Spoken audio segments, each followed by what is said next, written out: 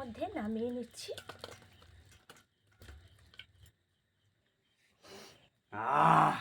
এত সুন্দর সেন্ট, অসম্ভব সুন্দর একটা কিন্তু সেন্ট উঠছে। বলো কেমন হয়েছে? দারুণ। শম্পা কিচেন উইথ ভিলেজ ফুডে আপনাদেরকে স্বাগত। প্রতিদিনের মতন আবারও চলে এসেছি একটা খুব সুন্দর একটা রেসিপি আপনাদের সঙ্গে শেয়ার করব। ফেলে দেওয়া জিনিস দিয়ে আমরা কিন্তু এত সুন্দর যে একটা রেসিপি তৈরি হয়, আপনারা কিন্তু না বানিয়ে খেলে মিস করবেন। আমরা তো ডাব খাই, ডাবের খোসাটা কিন্তু ফেলে দিই। আজকে কিন্তু এই দেখুন কচি ডাব আপনাদের দাদাভাই নিয়ে এসেছিল, এটা খাবো, জলটা তো খেয়ে নেব। আর এই ডাবের খোসা দিয়ে খুব সুন্দর একটা টক ঝাল আচার বানাবো। এতটা সুন্দর লাগে খেতে, আপনারা অবশ্যই একবার বাড়িতে বানিয়ে তারপর কমেন্ট করে বন্ধুরা জানাবেন। আমি ডাবটা প্রথম কেটে নিই, আর একটু কচি দেখে ডাবটা নেবেন, তাহলে আচারটা করতে কিন্তু ভালো হবে। দেখুন আমার কাটা হয়ে গেছে, এটা একটু ফুটো করে নেব। তার জন্য দেখুন আমি সুবিধা হওয়ার জন্য আমি একটা খুন্তি নিয়েছি, ওই খুন্তির পেছন দিয়ে দেখুন এইভাবে ফুটো করে দিলে কিন্তু খুব সহজেই ফুটো হয়ে যায়। এই দেখুন একটু ঘুরিয়ে দেবো, আর কচি নরম ডাব তো খুব সুন্দরভাবে দেখুন গোল করে একবারে উঠে গেল, দেখেছেন। এরপর একটা গ্লাস নিয়েছি, গ্লাসের মধ্যে জলটা আমি ধরে নিই। অনেকটাই জল আছে, জলটা কি তুমি খাবে? না, তুমি খাও। তোমার অর্ধেক আমার অর্ধেক, আমি একটু পরেই খাবো, আর আপনার দাদা ভাই একটু খেয়ে নেবে। আর এটা আমি কেটে নেব, দুভাগ করে নেব এটা। দেখুন ভেতরটা একবারে কচি। দেখুন আপনার দাদাভাই অর্ধেকটা খেলো, আমি একটু খেলাম। কচি ডাবের জল কিন্তু একটু নোনতাই হয়, আর যেগুলো একটু বেশি বুড়ো হয়ে যায় সেগুলো মিষ্টি হয় প্রচুর, কিন্তু এই জলটা উপকার, একটু নোনতা নোনতা লাগে।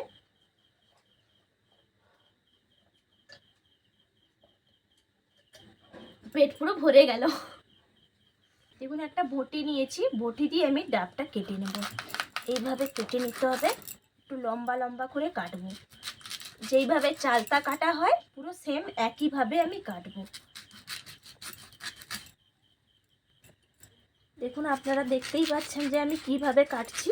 এইভাবে লম্বা লম্বা করে কাটলাম। আর যে এই যে ওপরে যে সবুজ অংশটা আছে এটাও কিন্তু কেটে পুরো ফেলে দিতে হবে। এই যে খুব সহজে কচি নরম ডাব বলে খুব সহজেই দেখুন বন্ধুরা উঠে যাচ্ছে।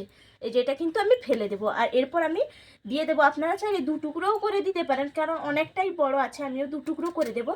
এটা দিয়ে জলের মধ্যে আমি ফেলে দিচ্ছি। প্রত্যেকটা একইভাবে আমি ছাড়িয়ে কেটে নেব।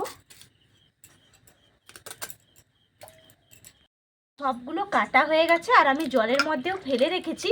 কি সুন্দর দেখুন, পুরো দেখতে লাগছে একেবারে চালতার মতন। আর দেখুন এই যে খোসাগুলো যে ফেলে দিলাম, এগুলো কিন্তু ফেলে দেওয়ার নয়, এগুলো আমি রোদে দিয়ে দেবো, জ্বালন হিসেবে ব্যবহার করব। তাহলে আপনারা ভাবুন ডাবে কিন্তু কোনো কিছু ফেলে দেওয়ার নেই। এরপর আমি উনুনটা ধরিয়ে নিচ্ছি। দেখুন আমি উনুনটা ধরিয়ে নিচ্ছি, দিয়ে দিচ্ছি। তৈরি করার জন্য এখানে মশলা আমি দিয়ে দিচ্ছি। প্রথমে শুকনো লঙ্কা দিয়ে দিলাম, আর একটা তেজপাতা আমি মাঝখান দিয়ে কেটে প্রথমে শুকনো লঙ্কা তেজপাতাটা ভালো করে নেড়ে নেব। শুকনো কড়াই কিন্তু বন্ধুরা নেড়ে নিতে হবে, আর রোদে দিয়ে করলে কিন্তু খুব একটা সেন্ট হয় না, এই জন্য রোদে দিলাম না, শুকনো কড়াই কিন্তু নেড়ে নিচ্ছি। দেখুন শুকনো লঙ্কাটা তেজপাতাটা ভালো করে নেড়ে নিয়েছি। এরপর আমি দিয়ে দিচ্ছি গোটা ধনেটাও একটু নাড়িয়ে নেব। গোটা ধনেটাও ভালো করে নেড়ে নিয়েছি। এরপর দিয়ে দিচ্ছি গোটা জিরে, দিয়ে দিচ্ছি গোটা মৌরি, দিয়ে দিচ্ছি 5 ফোড়ন, আর দিয়ে দেব এখানে রাঁধুনিটাও অবশ্যই দেবেন, তাহলে সেন্ট দারুণ হয়। এরপর ভালো করে একটু নাড়িয়ে ভেজে নেব। দেখুন ফটফট একটা আওয়াজ হচ্ছে, তার মানে আমার পারফেক্টভাবে ভাজা হয়ে গেছে, আর একটা দারুণ গন্ধ উঠছে। আমি নামিয়ে নিচ্ছি একটা থালার মধ্যে।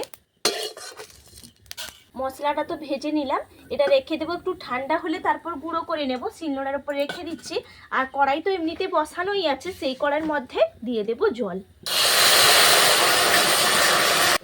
দেখুন জল তো দিয়ে দিয়েছি কড়াইয়ের মধ্যে, আর দেখুন ডাবের যে খোসাগুলো আমি কেটে জলের মধ্যে দিয়েছিলাম, দেখুন কত সুন্দর লাল জল কিন্তু বেরিয়ে গেছে। এখান থেকে সেদ্ধ কিন্তু ভালোভাবে করে নিতে হবে, এই জন্য কড়াইয়ের গরম জলের মধ্যে দিয়ে দিচ্ছি। তোমার মশলা ভাজা দেখেই তো এতক্ষণ থেকে জিভ দিয়ে জল চলে আসছে, এত সুন্দর সেন্ট উঠেছে। সেন্ট তো উঠেছে, তারপর পুরো আচারটা করি, তারপর তো খেয়ে বলবে কেমন হয়েছে। আমার কথা শুনেই বন্ধুরা বুঝতে পেরেছো যে জিভ দিয়ে জল চলে এসেছে অবশ্যই। দেখুন সবগুলো আমি দিয়ে দিলাম, এরপর এটা ভালো করে সেদ্ধ হতে থাক। আমি একটু এর মধ্যে দিয়ে দেব লবণ। লবণটা আপনারা পরিমাণ অনুযায়ী দিয়ে দেবেন। লবণটা দিয়ে এরকম দিলাম। আচার তো আগে কোনোদিনও খাইনি। সেই জন্য তো এই প্রথমবার সব বন্ধুদের সঙ্গেও শেয়ার করছি, আর বাড়িতেও ট্রাই করছি কেমন হয়।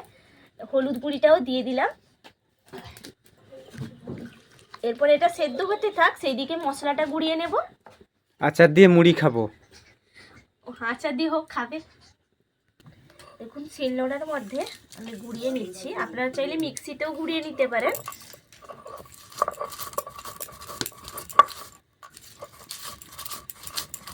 আমার মশলা গুঁড়ো করতে আর কত সময়? গুঁড়ো হয়ে গেছে। এটা তো খুব একটা মিহি করে গুঁড়ো করব না, এটা আধ ভাগা করেই কিন্তু গুঁড়োটা করতে হবে, তাহলে আচারে দিলে খেতে ভালো লাগবে। গুঁড়ো তো করা হয়ে গেছে, থালার মধ্যে নামিয়ে এদিকে জিভের জল শুকিয়ে গেল। ভালো জিনিস খেতে হলে তাহলে তো অপেক্ষা করতেই হবে।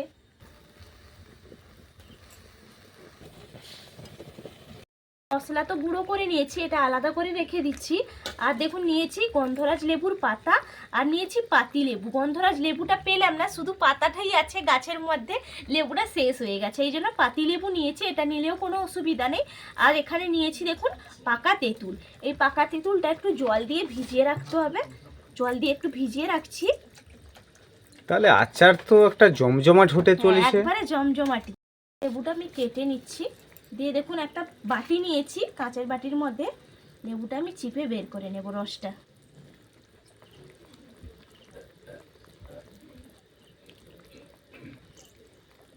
একটা লেবু হলেই কিন্তু হয়ে যাবে। রসটা বের করে নিলাম। এরপর দেখে নেব যে ডাবের খোসাটা কতটা সেদ্ধ হয়েছে।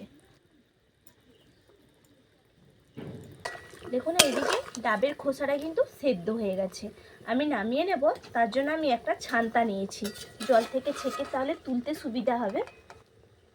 থালার মধ্যে নামিয়ে নিচ্ছি। দেখুন সবগুলো নামিয়ে নিয়েছি। এর মধ্যে আবারও একটু ঠান্ডা জল দিয়ে দেব।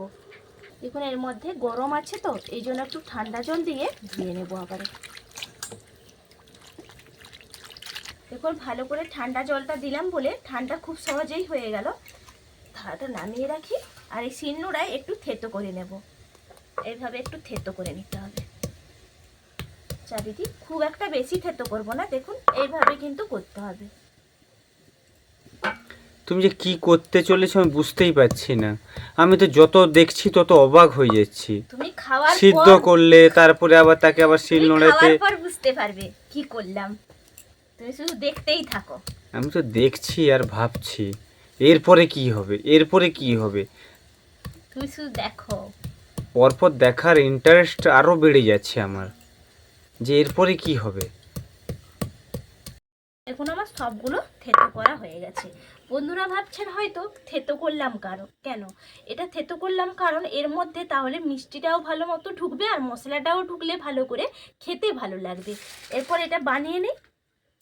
কড়াইটা গরম হয়ে গেছে, কড়াইয়ের মধ্যে দিয়ে দিচ্ছি তেল। সামান্য একটু তেল লাগবে, 2 চামচ মতো তেল দিলাম, বেশি তেল কিন্তু লাগবে না রান্নাতে।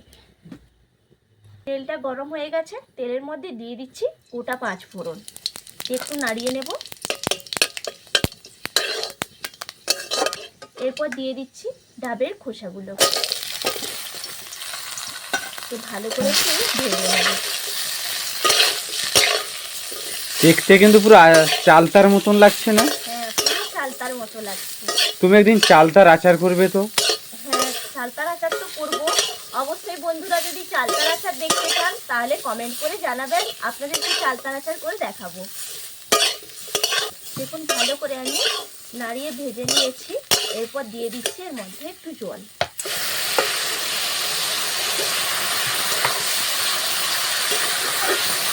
দেখুন জলটা তো দিয়ে দিয়েছিলাম, এরপর একটু নাড়িয়ে দিলাম। এর মধ্যে আমি দিয়ে দেব গুড়, এখানে দেখুন গুড় নিয়েছি, গুড়টা কি সুন্দর দেখুন, গুড়টা দিয়ে দিচ্ছি। গুড়টা দিতেই কিন্তু দারুণ লাগছে দেখতে।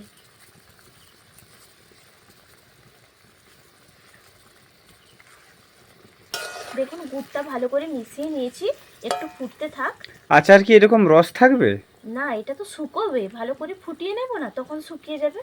আচ্ছা, দিলে কি তাহলে ভেতরেও মিষ্টি ঢুকে হ্যাঁ, যাবে? মিষ্টিটাও ভালো করে তাহলে ভিতরটা ঢুকে যাবে। এই জন্য থেতো করেছিলে? হুম, আমি তো তখন বুঝতেই পারিনি। তুমি শুধু দেখতে থাকো। দেখুন রসটা কিন্তু কমে এসেছে। এই সময় আমি দিয়ে দিচ্ছি যেটা বাড়িতে যেই লবণটা আমরা খাই সেই লবণটা দিয়ে দিলাম। আর এর সঙ্গে আমি দিয়ে দেব বিট লবণ। বিট লবণটা অবশ্যই দেবেন, তাহলে খেতে ভালো লাগবে। 2 রকম লবণ দিলাম, পরিমাপ অনুযায়ী আপনারা বাড়িয়ে কমিয়ে নেবেন। এরপর লবণটা দিয়েছি তো ভালো করে মিশিয়ে নিচ্ছি। লবণটা ভালো করে মেশানো হয়ে গেছে। এরপর এই যে গন্ধরাজ লেবুর পাতাগুলো দিয়ে দেবো, তাহলে আরও একটু গন্ধটা ভালো হবে। মিশিয়ে নিচ্ছি গন্ধরাজ লেবুর পাতাটা।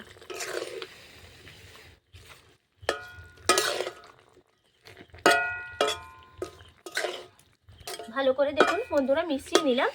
এরপর আমি এর মধ্যে দিয়ে দেব, গন্ধরাজ পাতা দিতে সেন্ট একটা অসম্ভব সুন্দর উঠছে। দারুণ একটা সেন্ট উঠছে বন্ধুরা। আর দিয়ে দিচ্ছি পাতিলেবুর রসটা, যে আগে থেকে বের করে রেখেছিলাম, পাতিলেবুর রসটা দিয়ে দিলাম।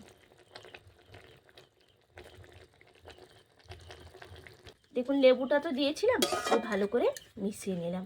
এরপর আমি এর মধ্যে দিয়ে দেব এই যে তেঁতুলটা যে ভিজিয়ে রেখেছিলাম, তেঁতুলটা একটু চটকে নেব হাতে, চটকানো জলটা দিয়ে দেব, জল সমেত কাতটাও দিয়ে দিচ্ছি। এরপর ভালো করে আবার একটু নাড়িয়ে দেব।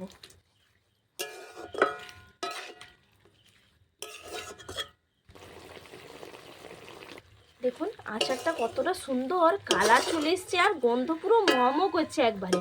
এরপর দেখুন নামানোর আগে আমি এই যে মশলাটা যে রেডি করে রেখেছিলাম, মশলাটা আমি ছড়িয়ে দিচ্ছি। পুরো মশলাটা দিয়ে দিলাম, দিয়ে ভালো করে মিশিয়ে নেব।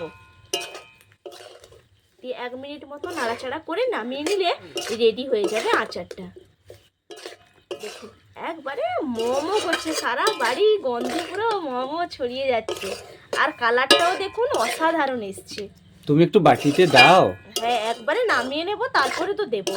দেখুন একবারে রেডি হয়ে গেল, একটু নাড়াচাড়াও করে নিলাম।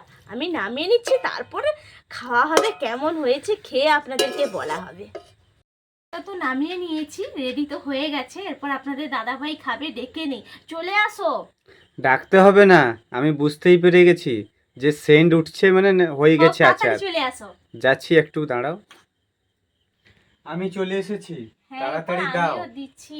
কতক্ষণ থেকে অপেক্ষা করছি। গন্ধে জিভের জল একবারে নেই, একটা গন্ধ উঠছে। জিভের জল শুকিয়ে গেছে। না,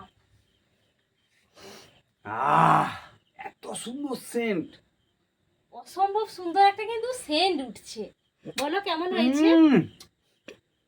দারুণ, সত্যি অসম্ভবকে সম্ভব করে তুলেছো। তাহলে আর এক পিস নাও। দারুণ একবারে। দেখি আমি একটা খেয়ে দেখি। এখান থেকে নাও।